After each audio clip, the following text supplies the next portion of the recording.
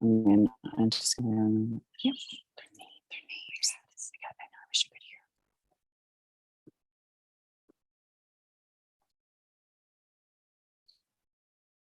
could hear. Christina, you're live. I'm live. Hi. It's good to be live, actually. Snowstorm, blizzard, Manhattan, New York City, but we're here right now, and we want to thank you, Roger James Hamilton, for arranging this opportunity for all of us to talk collectively, openly, and honestly about what's going on in the world about, the abusive practice of illegal naked short selling. I'm in a sound studio, believe it or not, in a green screen room in a corner. Just making it happen like everybody else. We're all just doing what we can to get the job done, to create the awareness out there. Our roundtable, my phone, I tried to mute. If it's not muted, forgive me. I'm here with my producing partner, Joni Lee Clark. Chime in. Hi. Hello. Major executive producer, Mark Falk is on. Hamilton's on. Berta's on. Wes can't make it. Laura can't make it. You try to put it together, but everybody's busy and we're getting it done. We have Frommer. So I want to just kick this off, honestly, with everybody just opening up who you are, why you're involved, and why this is important to you. We did a series of 10 questions. We really all collabed over this over the few days leading up to this, thinking like, how can we best tell the general public about what's going on? Not from like the wealthy perspective, but also like the regular person's perspective. And with all of us as the producers of the Wall Street Conspiracy sequel, Down the Rabbit Hole, we are collectively looking at all of your perspectives. We don't have an opinion. We're taking it all in because we want to tell the global story. So we're really excited to be here today. Super jazzed that you all are championing this cause. You're picking up where we all left off in 2008, 2012. As far as I'm concerned, I'm in it because 23 years later, it's still going on. When this was brought to my attention in 2021, I was on a beach with my dogs during COVID. Someone called me, I don't know if it was Wes or Dave Wanger from Sharon Tell, and said, like, what are you going to do, Christina? I said, what am I going to do? I don't even know what you're talking about. Like, what's going on? The whole thing blew up. Wall Street Conspiracy had this comeback, unexpected comeback. And now the cast of Wall Street Conspiracy, along with a lot of other amazing filmmakers, entrepreneurs, successful gentlemen like yourselves, all of you, we're all in this together and we're all finding each other again. And so like Mark is on, I want to turn this over to Mark right now, who's a co-producer and writer on The Rabbit Hole. Amazing guy, and Joni's here, and we're just in it to help you all. Like, it's like a together family friendly vibe to get this thing going. And with Occupy SEC happening Thursday, Friday, we thought, well, let's shift the gear of this call a little bit goal oriented, because we all want to get things done, and I'm going to just like kind of leave it like that. And I think this should be a real roundtable where it's like a throwdown of concept of what's going on, how you feel, friends, family, kids, business, money. The people need to know. We made the Wall Street Conspiracy. One of the biggest things in the production office was, how is the everyday person going to identify with what's going on? Okay. A lot of you on this call are like affluent and you're in the business of it and you're following the money of it. But how does somebody who has no investment in the stock market relate to this? And so our job as the producers of Rabbit Hole is to take it as a platform for the people's global revolution. And I'm not plugging us. We're just in this because we're in it, because we were brought back into it. Like Joni had to tug at me to get me to even want to do this. I'm amazed I'm even here. I'm like, okay, this is game on. So I'm real balls to the wall. I'm really for the women. I'm for the men. I'm for the children. I just want to see all of you achieve your goals. That's all I have to say. Mark, I think it's good if you chime in here because you're kind of the nitty gritty of the Wall Street conspiracy. You wrote on it. You're writing on Rabbit Hole. You're going to direct Rabbit Hole. You know, Rabbit Hole's happening. We're so excited. We just launched our little Indiegogo a week ago. Honestly, we're like, oh my gosh, we just did this. And we worked so hard. Yeah. Sorry, I was going to jump in. You're the moderator. Give Mark a chance to share. Go, Mark, go. All right. Go. So All again, of you. thank you for everyone being here. And I'm going to keep this really short. So I am a lifetime, long-time advocate, organizer, activist. So I tend to use a perspective of anywhere there are people being harmed, that our job is to stand up for, and I'm going to just say it, victims. The people in the stock market now, many of you have become victims. You're being victimized by a corrupt stock market. I kind of jumped back in and started refreshing myself on the topic around the time that GameStop happened and around the time AMC, and it hit the media again. And I thought, oh, I've got to do a deep dive into what's happening. And we've had this discussion before with some of the members here, that the most disturbing thing to me was that it only took me about an hour to realize that the issue hasn't changed. The monster, to take it from a filmmaker perspective, the sequel monster is bigger and has more tentacles, and it has morphed, it has shapeshifted in a different way, but it's the exact same problem. So for those of you who think that, if you watch the original Wall Street Conspiracy, this was something that just happened last year or 2 years ago or 3 years ago, it didn't. Darren Saunders was protesting at the SEC in the 90s, in the late 1990s. So were he alive today, he would be on the front lines with you guys at the SEC at the upcoming protests there. I've organized a ton of protests, and all I'm going to say is that we have to look at this in 3 different levels. One, you're the victims, and I'm talking about now shareholders and the people of America and across the world. You're the ground level victims. So you have to protect yourself as this is going on, and we'll discuss that on the show. Secondly, the companies and the CEOs are under attack. And occasionally you're even going to find CEOs who are part of the problem themselves. Thirdly, though, here's the real issue. We all have to unite and put enough pressure on the SEC and on Congress, which we tried to do from 2004 to 2012, to force them to act. We have to, as a united front, push the media to force them to cover it. So I would say the main message to me is when you do this protest, which I won't be at, I'm in Oklahoma wrapping up another film I'm working on. When you do this, talk about what is your plan of attack. I call myself a diversity of tactics organizer. You have to find 3 or 4 ways, and I'm happy to help people with that in discussions, to go after the cause of the problem. Otherwise, you're just victims barricading yourselves in your own home, trying to save yourselves. And that's kind of my opening to it. The reality of it is we have to come together and for the long term, fix this at the source, which is that our regulators and our government have failed us, and they are controlled by Wall Street. And that's the bottom line. Okay, cool, Mark. So where's Jeremy Frommer? Are you around? Because I don't have visual of all these people. I'm here. Hi, Christine. Hi. How are you? We're good. Joni's here. And Can you hear me, Christina? I can hear you through my earbud. I'm in a studio, but it's, we're just not wired up the right way. But you look good. And we talked earlier this morning. Thank you and Mark for taking the time to tell an important story.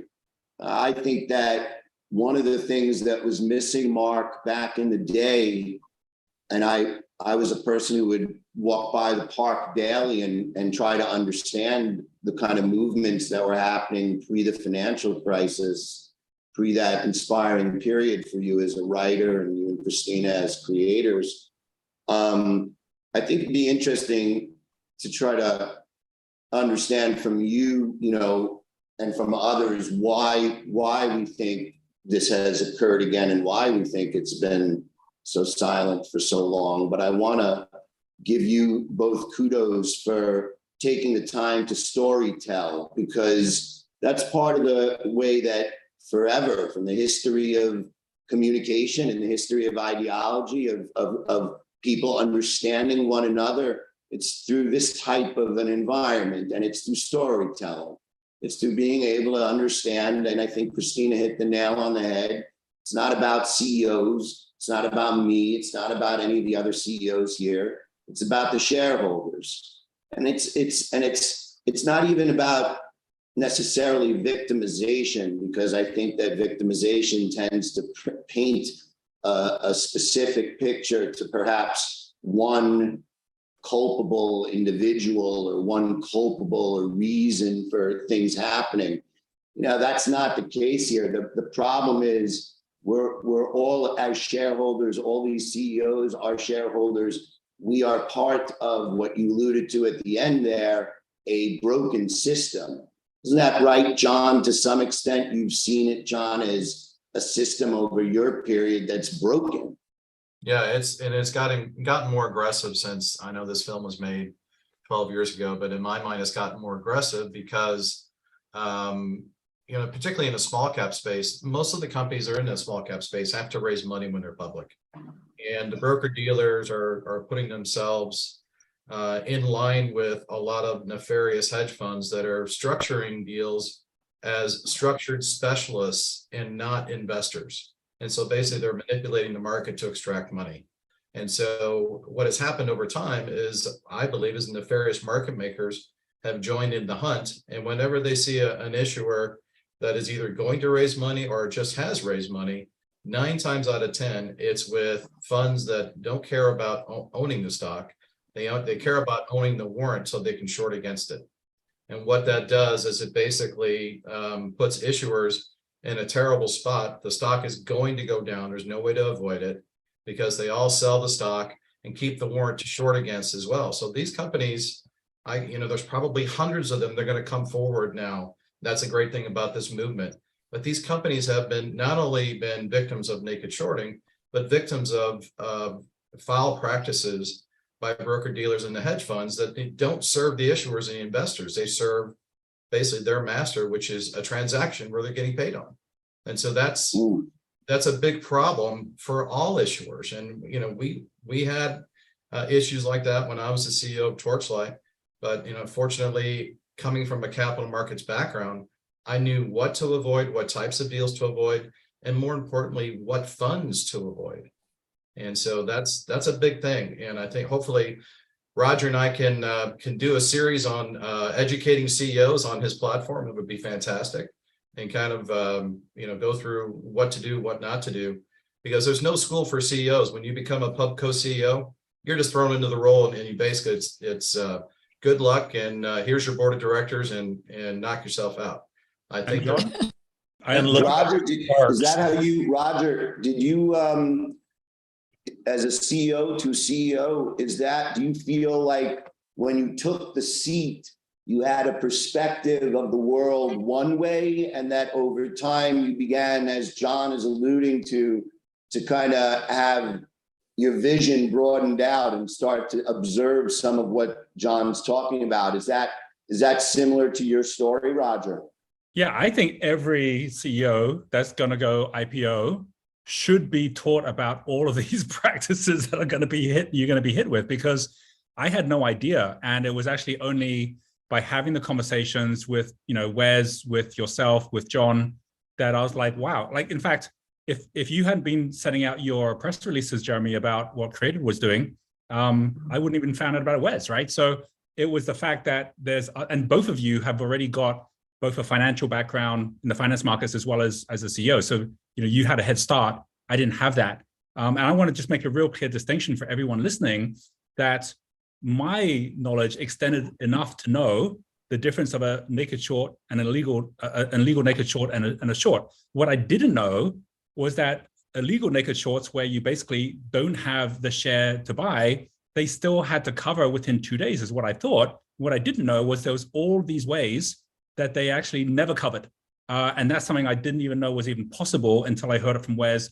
I heard it from John. And so just to be really clear to everybody, we're not talking about, even though it's illegal, naked shorts where they sell like they have been doing, obviously, on many of our shares this last week, and then they look to cover within 2 days.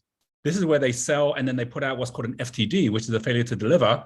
And instead of 2 days, you've now got basically the SEC, FINRA saying, that's okay, now you can take the next month. And if you still don't do it, we'll give you extra time, which gives them all this time to basically make the retail investors panic, get them to sell at a lower price, buy back, and then maybe not even buy back, maybe just basically say they've settled offshore, off exchange.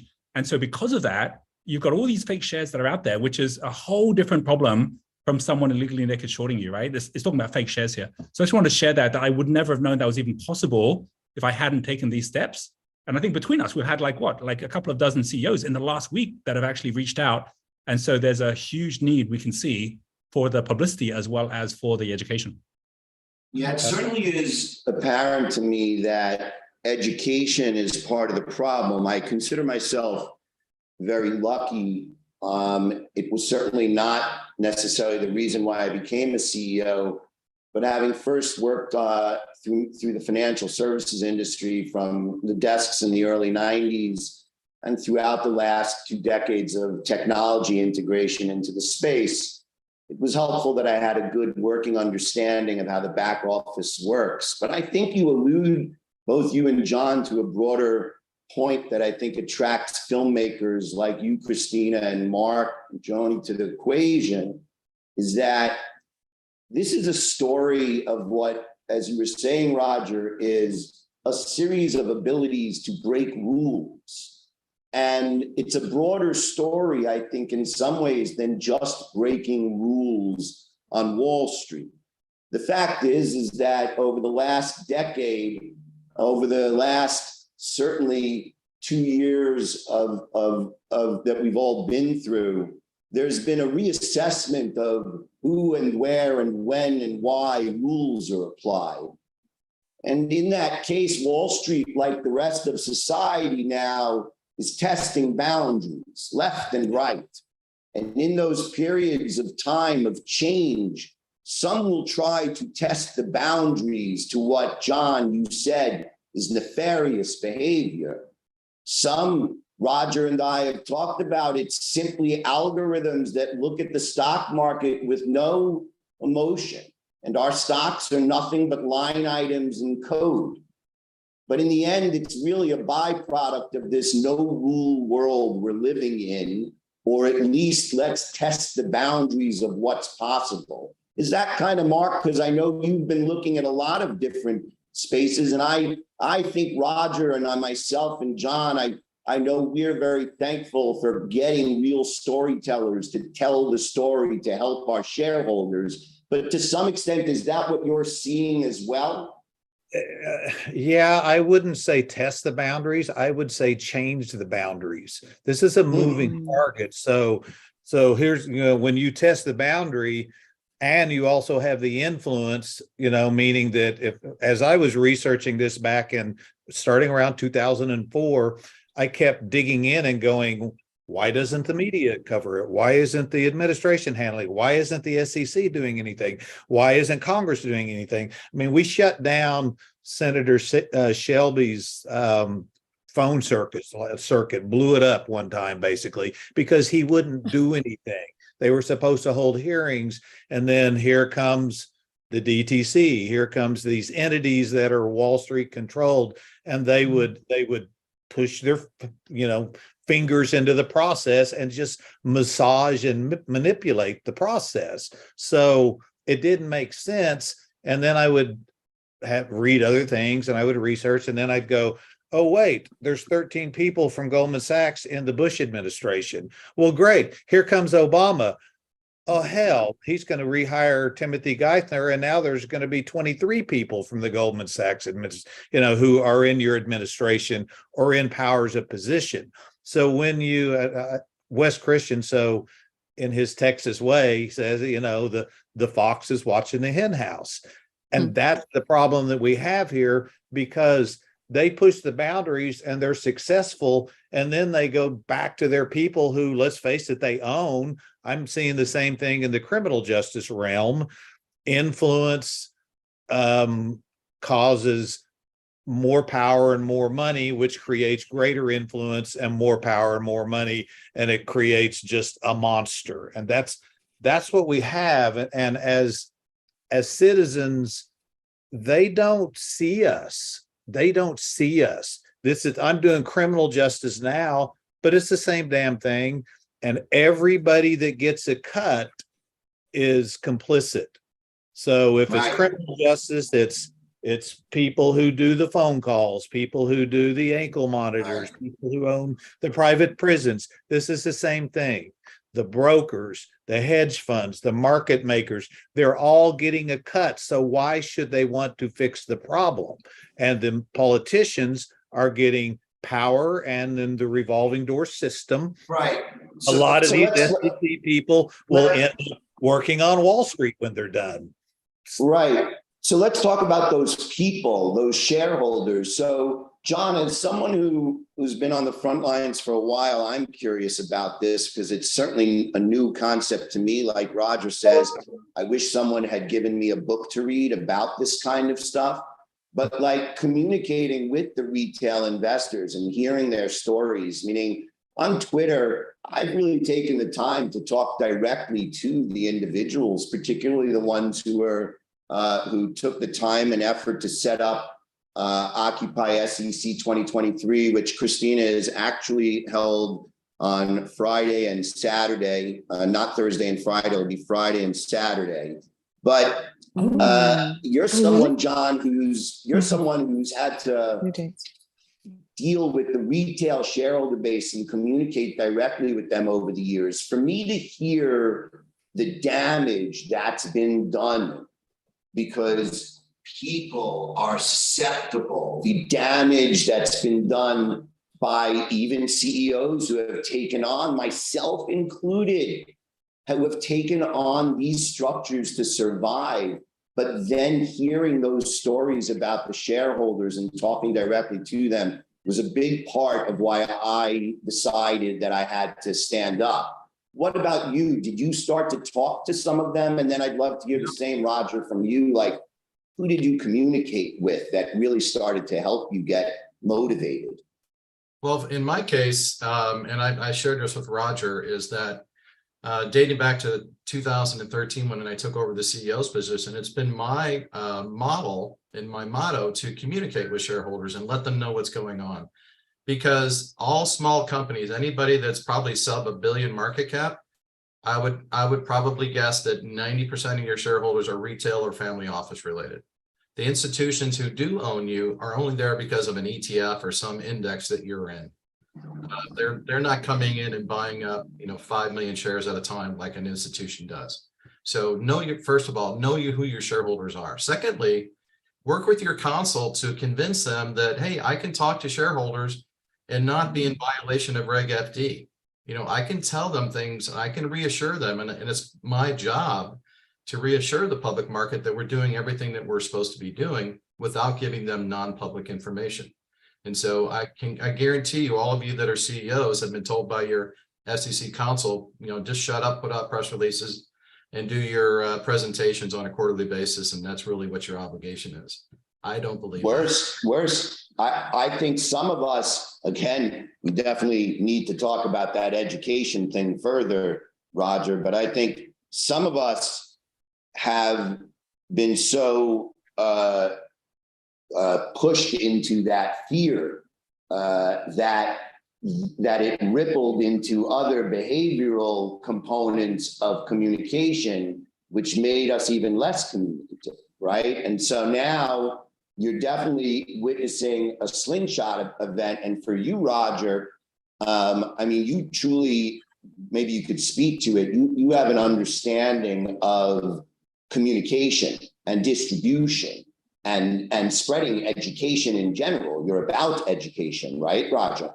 Sure. And what we have with the SEC are rules that were the rules at a time when press releases came out, once a month, where earnings reports came out every 3 months. Everything's done by letter. We're living in a social media age. Like, these criminals are not waiting for a earnings report in order to short us, right? They're doing it in real time every single day. And the investors are suffering in real time every single day. And so when you see someone like Elon Musk as a CEO go, I'm going to get on Twitter and I'm going to use that as my public platform, and then get in trouble with the SEC because of it, there's a risk. But at the same time, we have more of a responsibility to not get ourselves, our companies, and our shareholders ripped off than to follow an SEC rule, which is out of date, right? And I'm prepared, like, if they come and say you shouldn't be saying this stuff, to argue my case to them. And the more CEOs that actually get together and say, basically on a day-to-day basis, this is what's going on, this is what we're doing, we have a responsibility to communicate more effectively, I believe. But to the point of like what you were saying earlier, Jeremy, which is also like, how do we learn this and how do we move forward? When John shared his story, which I posted on YouTube, I use that so much as inspiration, going, wow, you went from 30 cents to $11. I go, I want my story to be tracked in real time, and then that can be a second story, and then a third and a fourth. Jeremy, today I was just on a conversation with the team, Mark Ellenworth and his team at Upstream, right? Because you're saying, well, maybe I should be on a blockchain-based exchange where you cannot short. And so they obviously have built that out. So having conversations on solutions I never would have known about if we don't learn from each other, I think is absolutely critical.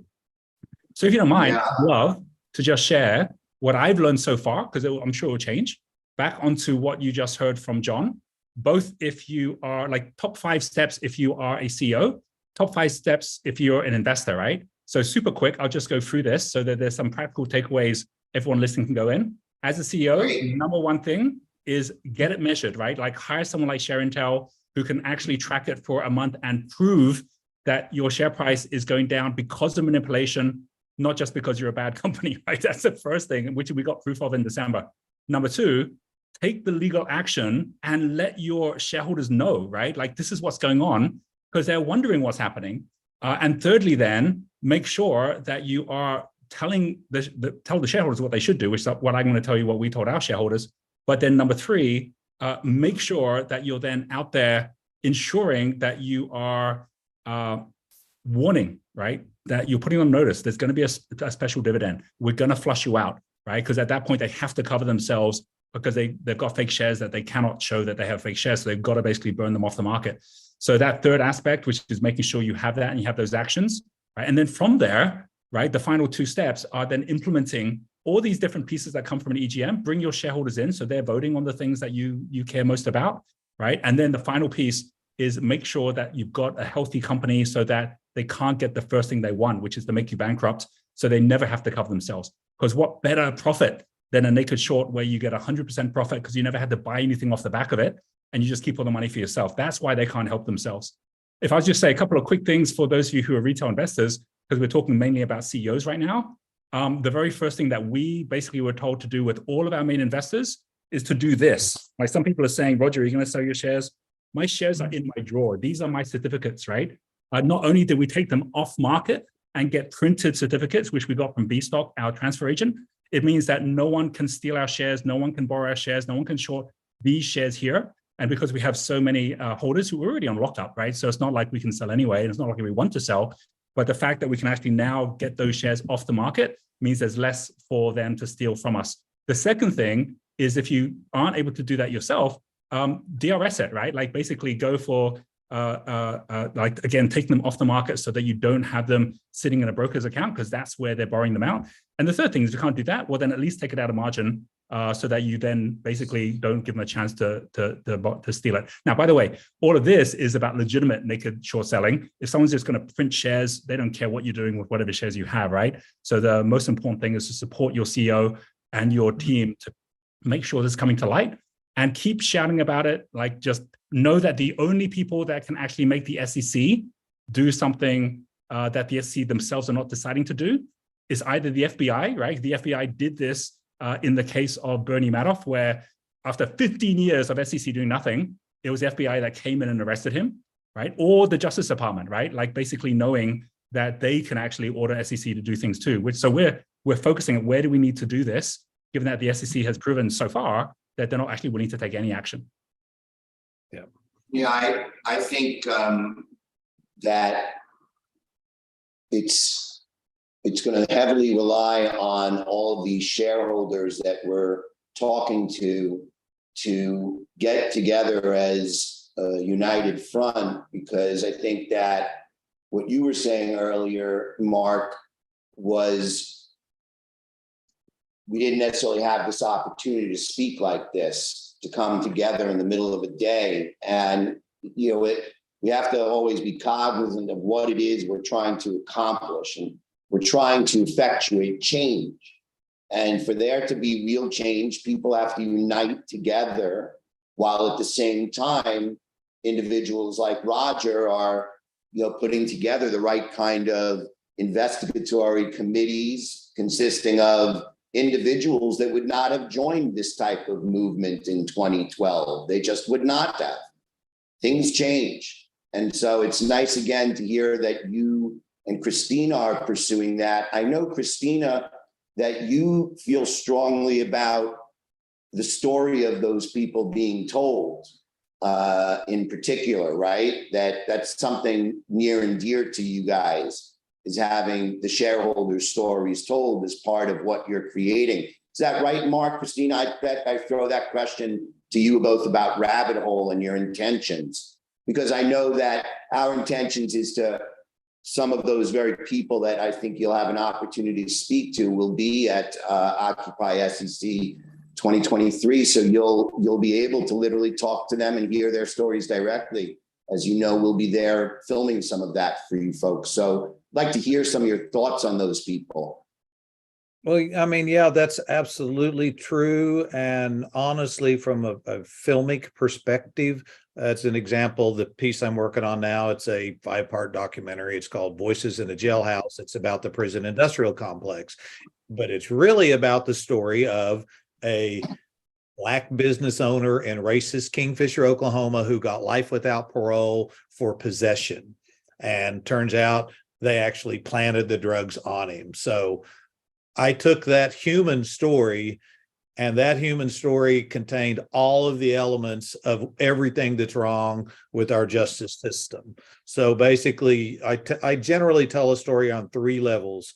One is the very personal micro level. Here are the victims, here are the victim companies, here are the victim shareholders. Pick out someone who represents the problem well, and then you project that, and then you go multiply that times 100, and now you have, you know, Wall Street. Well, multiply it times 100 again, and you have all the citizens of the entire world. So you tell that story on multiple levels.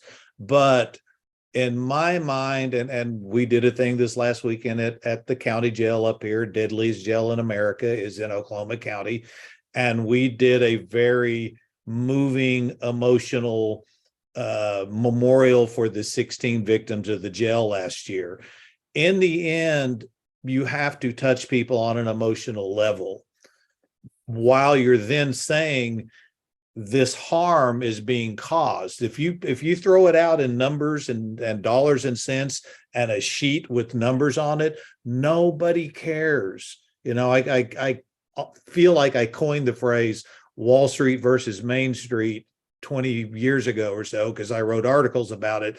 On Main Street, we don't care about Wall Street, but we care about, oh hell, did my grandmother just lose her entire pension fund? Did they just rob my kids and grandkids? Because I'm so damn old now, I got grandkids. Did they rob them of their future? Did something that I might have passed on to my kids get taken away from me, et cetera, et cetera, et cetera?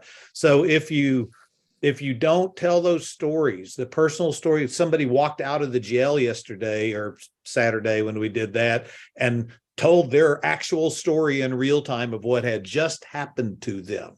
So that's the things we'll be looking for. So people will be talking to people. I'll be honest, I'm re-educating myself about who the second version of the Dirty Dozen is, because some of the people have passed away and some of the people are no longer involved in the same arena.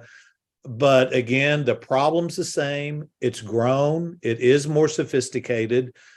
Technology has given us the ability to fight back, but also given them the ability to defraud us in more sophisticated ways. And I think we talked a little bit about this, Roger, that I've had people saying, no, it's just technology now. It's an algorithm that says that company looks vulnerable, take them out.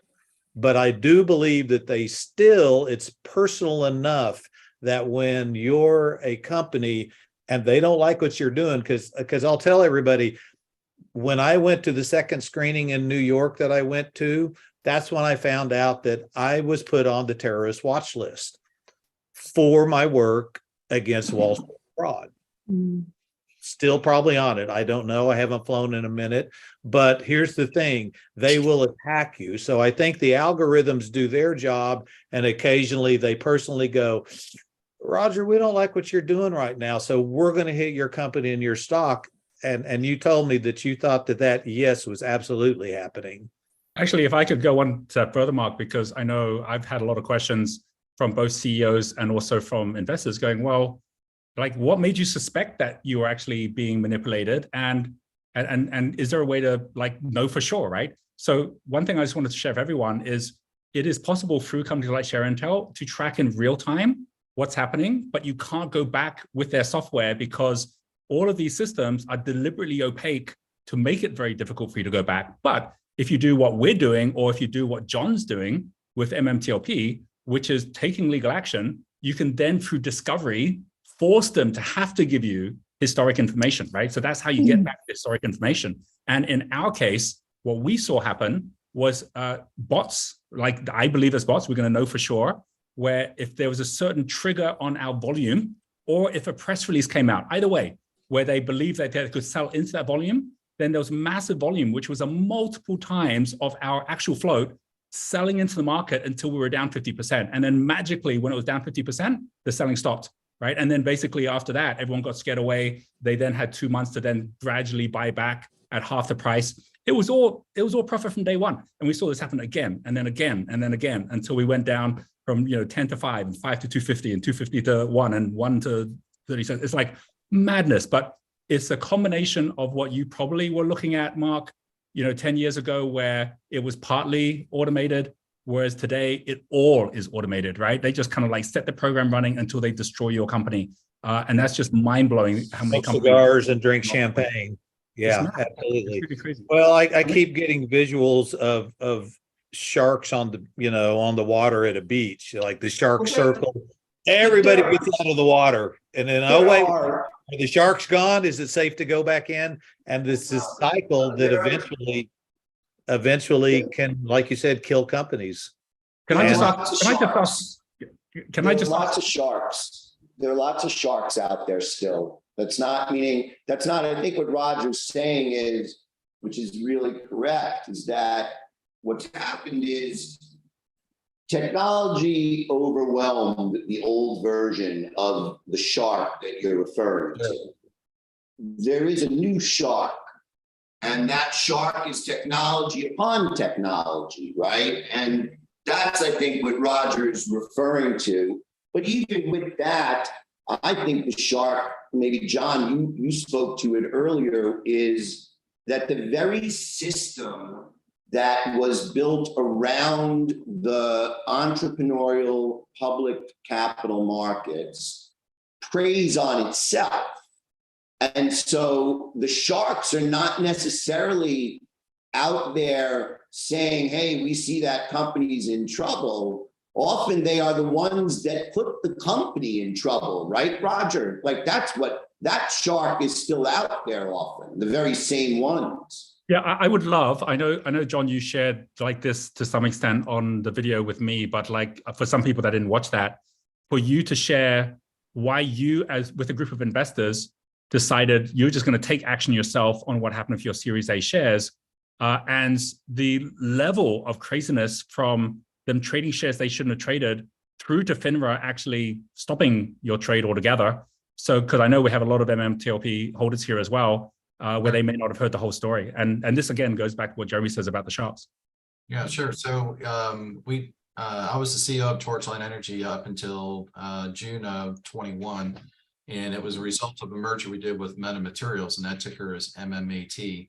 And we had just a variety of things that we were going through during the process of that merger, from eliminating debt to raising capital on an overnight, to raising capital via an ATM, and going from 4,000 shares to shareholders to about 65,000 shareholders. But also what was very interesting is we went from about 5 or 6 million shares reported short to over 50 million shares reported short. And then in addition to that, we started trading options about 3 weeks prior to our merger, which any of you who know the market, then when a company gets options start trading, then you're going to start seeing additional let's say manipulation come in, because they can take a put and a call, marry them together, and create a synthetic short to short against, because there's no more shares to short against. So all of that was happening prior to our merger. And then we issued our Series A preferred, which segregated our oil and gas assets. And then I thought I was, on my way to retirement and, kind of doing my own thing, and was really minding my own business. And up until October of 21, when a couple market makers got together and started trading the Series A preferred with no issuer involvement, no one from the issuer at that time, which was Meta Materials, or myself or any of the attorneys, had any input into that trading. But more importantly, they were using fraudulent information from 2012 about my old board of directors, listing me as the president, and all the information on the website on OTC Markets was 100% inaccurate.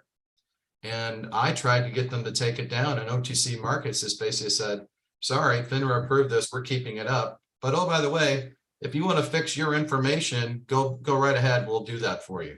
I'm like, no, I'm not fixing the information of guys who did this fraudulently. I'm not going to do that. I'm not getting in bed with those people. So all of that happened. And then, a couple months later, we decided that Meta Materials decided that they were going to spin out the oil and gas assets, which created a problem for those that started trading the Series A preferred, which is MMTLP. And that problem was, instead of people seeing this value in their account and selling to them to cover a short that they've had for 5 or 6 months, people started buying the shares, which created more of a problem for them, because they didn't have them. They didn't have them when we merged, and they didn't have them after the fact either. So they just started printing them, just started, printing shares. And 228 million shares later that were traded in MMTLP. We told the world that it was going to be spun out. FINRA and all of the market makers had 4, 5, 6 months to cover their shorts, and basically they left it up to the very last second. And FINRA put a U3 halt on it, and with 2 days left of trading, and basically said, "Hey guys, we're doing this for protecting the markets, and we believe there's a problem with settlement." And so U3 halts, if anybody knows, that don't happen very often. So through all of this, and I started to get more involved when they were using my information fraudulently. And so I was kind of just going to go on my merry way and do private transactions, not public transactions anymore. And that's when things started. I started to get more involved and get more boisterous. And then when this, and you were definitely an inspiration to me. In fact, I would say that you were more like the final glue that needed to dry for me to see the pieces come together as clearly as I did watching that situation. Because again, I come from that world, and I deeply understand FINRA's side of that story. I deeply understand the shareholders' side, the CEOs, and I understand what you're saying, Mark, that, there's people don't realize, even FINRA, nobody comes close to realizing the human toll that it takes. Absolutely. It's real. And it just never, ever gets told until it's, hearing these conversations about traders and whether they trade personally or algorithmically. And all of it continues to discuss the movements of that big money, that money that's trying to exploit what is a fundamental problem in the system. And the ripple effect of that is that, you know, you have everyday people, literally, as you alluded to, Mark, you know, grandma's IRA is gone and now she's living with you. And what does that mean? What does that even mean to your kids? I also think one of the biggest grandma for starters, but the reality of it is that yes, there are the algorithms, but when you say, now wait, they attacked me because a press release came out, that's not an algorithm. When they say they then started attacking me on the message boards, someone is still pulling the trigger. The weapon is more sophisticated. Now, I do believe that day to day, there are quants and algorithms and programs that just randomly pick companies that seem ripe based on nothing but trading and, you know, all of these things. But I also believe that once those positions are taken, that then people step in and go, now let's attack them in 5 other ways, which I think has happened to Roger and John. Mark, when I was in the hedge fund space, that's absolutely correct. Meaning there is always a tremendous element of human curation. In fact, one of the things you're taught as a trader from the old school is every day you stare at your portfolio like it's a brand new portfolio. And so you make those in-flight tweaks that very morning prior to your tactical trading plan laid out. And so there is always removal of the Greeks, you know, when studying the algorithms or changing those Greeks to create, you know, a different set of algorithms. And it is often done based on not only keyword searches and syntax interpretation, but it's done with human eyes. And worse again, is that as John's really the story that come the meaning behind that story is that it's the very same people who are doing those financings that often act as the spark and the catalyst that attracts the algo, which gets back to the true systemic problem of the system, you know, that there's a real structural integrity issue, one that is leading the average American to see their savings move. And quite frankly, Mark, I think it might start to bleed into some of the other reasons you're seeing some of the mid cap and larger caps be treated the way they are by the short community. You know, because if it works here, right, Roger, they'll go try it out anywhere. Yeah, Sure. I mean, Jeremy, I would add to the fact that we have a structural integrity issue with the fact we have a human integrity issue. We have such a rigged playing field. I was like, why is there no oversight? And it's like, so I went and looked it up, right? Like some of you know this already. I didn't know this. FINRA sounds like it's an organization, like it's a regulatory authority, financial industry regulatory authority, which should be government run. It's not. It's basically owned by the brokers, which means that they are making sure that they're keeping things within themselves. You know, it is the fox in the hen house. Even the whole idea of all the clearing on DTCC, $2 quadrillion a year. They're owned not only by the brokers, but also by all the funds, right? So they basically rig the market. We as CEOs or as investors, we have to jump through so many hoops. We each have to, by law, have our own audit committees, and we have to root out any internal fraud that's happening. We have to report on it. We want to have more shares. We've got to go through a whole process to do that. And at exactly the same time, there is zero accountability to have ourselves as companies or anyone else, like an actual audit of external fraud, which we're all getting attacked with. And they can just go out and print shares in our companies without any permission and without any oversight. It's a mad system. And so given that it is where it is, I think there's 2 things that I think is really important for everyone listening.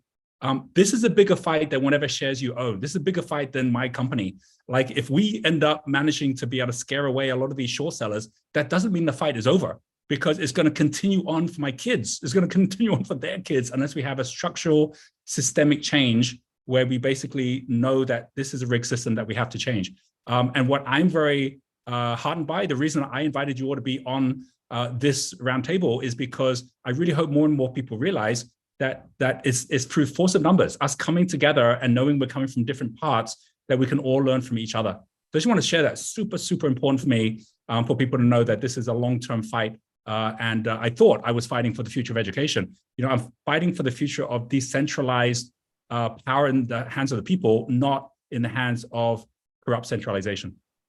Amen. Yeah, I spent time in Ferguson after the Mike Brown thing, and the first night, and I use this statement all the time, there was a woman, Black woman, civil rights, obviously a veteran, looked like she was in her 60s or 70s, been in the battle for a while, and a bunch of young kids going crazy, just wanting to fix the problem. They were going to fix it that night at the Ferguson police station.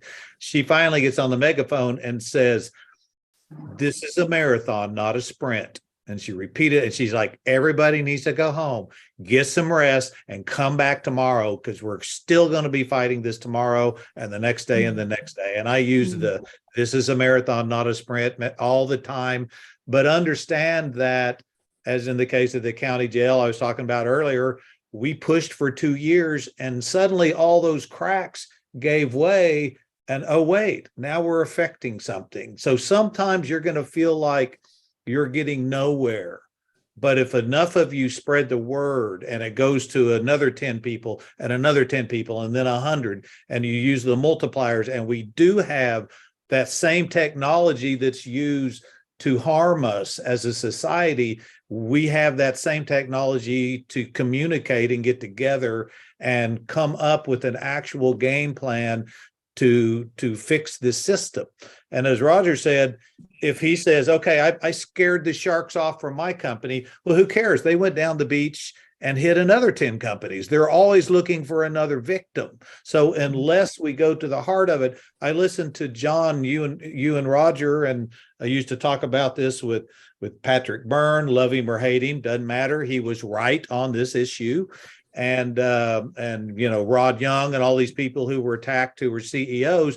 And I started thinking, well, one of their techniques is that if the system is constantly attacking you, and by that, like Roger says, bad players, these are people who are owned by Wall Street, bought and sold. They just are. If they keep attacking you, that's one of their tactics. All of a sudden, all you can do is this, and battle to protect your shareholders and your company from being beat up by naked short sellers. But wait, now you don't have time to actually move the business model of your company forward. So ultimately, we have to fix the system. You can't have a bunch of CEOs and a bunch of shareholders having to fight battles when they should be building better products. They should be, and there's a reason why they hit medical companies a lot and technology companies, because those companies generally spend a lot of money before they make money. So they're easy targets. So, but the end result is cancer treatments for that are vital to people's lives, technology that creates jobs and makes our lives better. Those companies die, they kill them. And I'll add another element to this, and I've seen it happen, but I can't prove it, but I want everybody to keep an eye on it. I actually believe many times that, as in the case of Rod Young, his company was attacked. He had a kind of a call forward type system that turned out to be Google Voice. I believe that there are people who are involved in and invested in medical companies, for an example. They don't want this treatment to succeed. So I think that there are targeted times where these people are not only making a bunch of money defrauding us, they're also killing the competition. So there's all these layers to it. But in the end, the solution is simple. To put it bluntly, the SEC, as Darren Saunders was in front of the SEC in 1997 by himself with the sign saying, SEC, do your job. It's that simple. SEC, do your job. And if you won't do it, then Congress needs to make SEC do their job. Mark, They will do it. We have to make Congress make SEC do their job. So it really does go back to, we have to be advocates and activists. I'm an activist and an advocate and an organizer first, who also happens to be a writer and a filmmaker, because those are good tools for social change.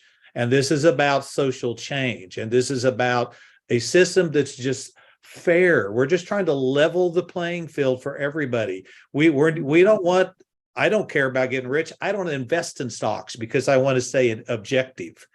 But you know, we care about, don't kill us while we're trying to go to work and make a living or save a little bit of money for the future. Don't beat us up on the way out the front door. well, Mark, definitely, your project's aptly named The Rabbit Hole. There's a lot that, you know, you've been able to show us and open our eyes to. John, you as well. Roger, in my final analysis for you, because I know you told us you'd like to hold the roundtable to about an hour. I want to tell you that I'm thankful to you and John. You were really two of the first CEOs to embrace at least my input, which was, let's really unite us, because I believe that this ability to effectuate change we're all talking about, it will only come when 20 CEOs represent billions of dollars of shareholder value. It won't come to the single fighter out there representing his 30 or $40 million market structure. And we really are in a fight for the retail investors who represent the thousands of shareholders we have, because as you pointed out earlier, John, there's no hedge fund investing in us in the traditional sense of what a real investment fund is. That's not what's happening out there.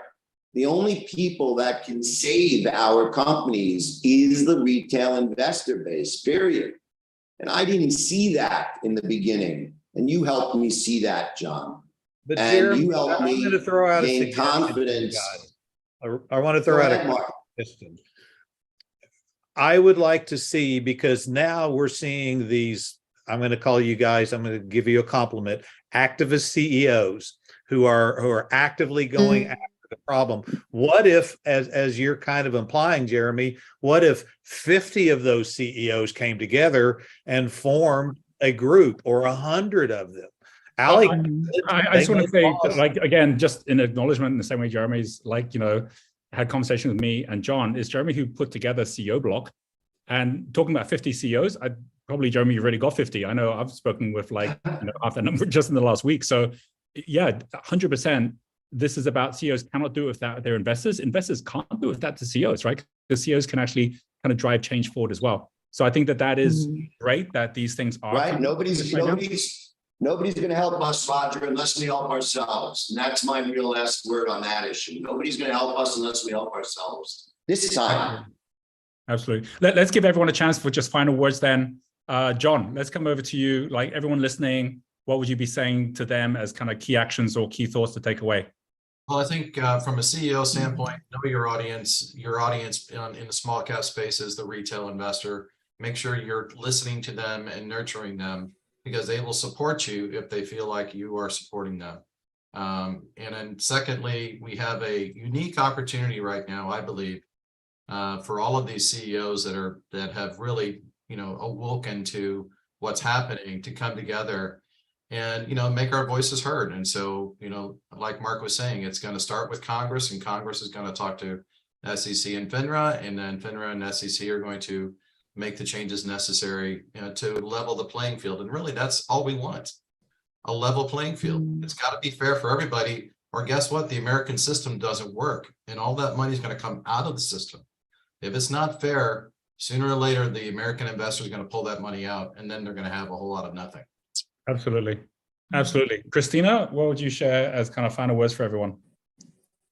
Or as a film producer with Joni and I here, this whole conversation just, you know, it was good to get all you guys together. I see this as like a chapter in Rabbit Hole, the CEOs. I don't feel I contributed as a moderator whatsoever. I just felt like I was present in gathering content for Rabbit Hole, and that's what we're doing right now. And your stories are compelling, they're accurate. Keep doing what you're doing. Get out there, gather your momentum. You know, we're championing you. Joni, say hi. I mean, we just shifted the gear here completely all the way around. It's been a wonderful opportunity. You guys are awesome, and just go for it. I mean, what else are you going to do? I mean, the only thing I can say is 23 years later, I'm sitting here right now, like, just because I care. I have my reasons for caring. You guys have yours. What else are we all going to do? Not care and just say, fuck it? You can't do that. We have to all collectively do something. So I'm thinking with Joni and Mark, the Rabbit Hole it's everybody's platform. It's the people's revolution. Everyone we all know, we're all getting wired up right now. It's an incredible opportunity to make change happen. And for our kids, all of us as their parents.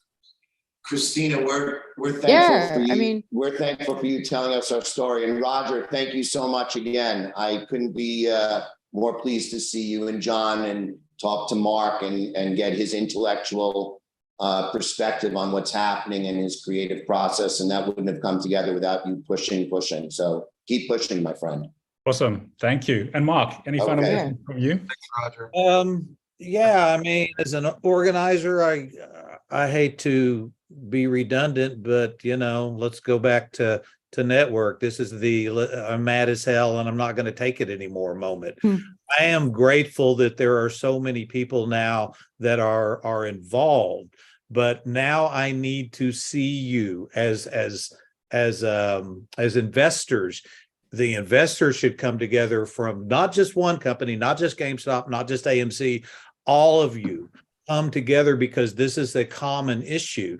All of the CEOs of the small companies, 100 of you together, you outflank and outweigh the Goldman Sachs of the world. So come together, organize. We're giving you tools to protect yourselves right now. But never forget that we can't just run around putting out brush fires everywhere. We have to go find out who's starting the damn brush fires, and we know who it is. We know who the crooks are, but we also know the easy way to stop them is through regulation from the SEC. They could stop this tomorrow if they wanted to. I said that in the film, 12 years ago. But right now, that's the truth. There are enough people out there that if you come together and have these conversations, and then we say, here's our 10-point plan, and here's how we're going to beat it, and then we move forward united, put the egos aside and decide that this is for the greater good. And that's all I got. That's my pitch as an activist. Thank you, Mark. And look, I just want to say a final piece about this, because we've been talking about taking action. What exactly is the action that we're looking for? Because sometimes it's too complicated to come up with solutions that will solve everything. But in this situation, for naked short selling, it's really, really simple. You simply basically say, by rule, you aren't allowed to be able to take something which doesn't exist, sell it, and then find it later. You have to already do what by law is what naked short selling is illegal for, which is you have to be able to say, I have got the shares that I have loaned in order for me to sell those shares. And here's the proof I have it. That can be done digitally. That can be done with blockchain. It's not that difficult to do that. But because that's not being enforced, that's why we have such a rigged system right now. We're not even looking for anything that complicated to do. And then, of course, on top of that, yes, you could actually make CEOs responsible for external fraud as well as internal fraud. And then shareholders can then vote in their CEOs based on, do they have someone that's going to fight for them? That would be what I would say. You're all fighters. I want to say a big thank you for being here. I know this will be the first of many roundtables we'll run, whether it's on my platform, on CEO Block, on some other person's platform. Like, this is the beginning of a very exciting movement. And maybe it's the end of this corruption we're seeing as well. So thank you so much, everyone who's been here. Subscribe, get onto CEO Block, be part of the movement as well. And thanks to all of our panelists here as well. Really, really appreciate your time today. Thanks, guys. Thank you, Roger. Take care. All right. See you guys.